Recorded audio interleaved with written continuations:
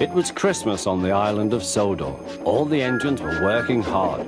Thomas and Toby were busy carrying people and parcels up and down the branch line.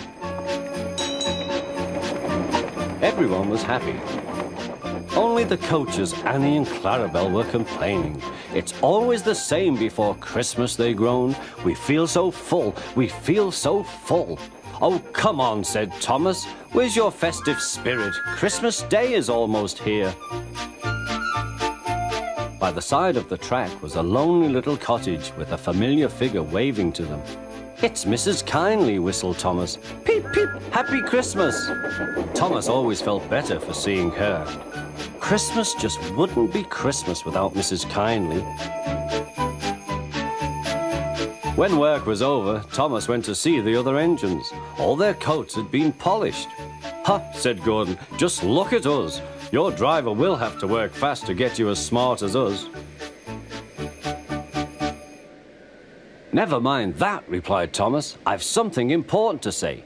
Do you realize it's a whole year since Mrs. Kindly saved us from a nasty accident? You remember when she was ill in bed and... Yes, of course, interrupted Edward. You told us how she waved her red dressing gown out of her window to warn you about a landslide ahead. And you and Toby gave her presents, Percy joined in.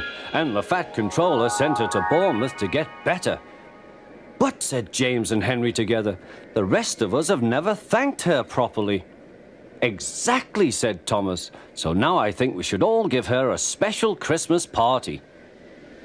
Everyone was getting very excited, and the drivers felt sure that the Fat Controller would agree, as indeed he did. The engines were all busy making plans when silence fell. The Fat Controller had bad news. The weather's changed badly. Mrs. Kindly is snowed up. Toby says he'll help to rescue her. You must help too, Thomas. There's no party unless you do. Thomas hated snow, but he said bravely, I'll try, sir. We must rescue her. We must. There's a good engine. You and Toby will manage splendidly. Thomas charged the snowdrifts fiercely.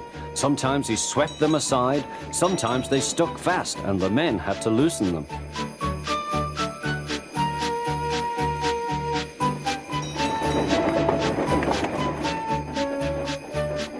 But at the cutting near the cottage, they could go no further. Look at that, exclaimed Thomas's fireman.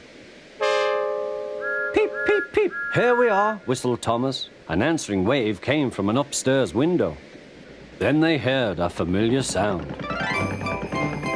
That's Terence, said Thomas. He's come to help too. Sure enough, Terence had a snowplow and was working hard to clear a path to the railway line in safety.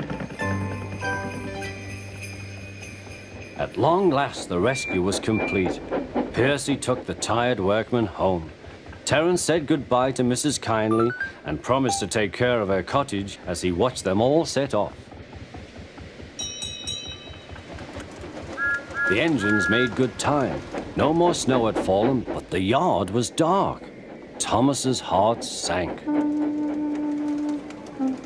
Suddenly, all the lights went on. What a marvelous sight awaited Mrs. Kindly. Well done, said the Fat Controller. I'm really proud of you all. Mrs. Kindly especially thanked the smaller engines.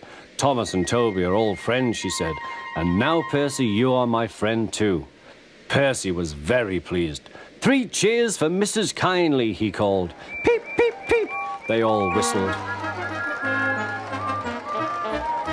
We wish you a Merry Christmas. We wish you a Merry Christmas. We wish you a Merry Christmas and a Happy New Year.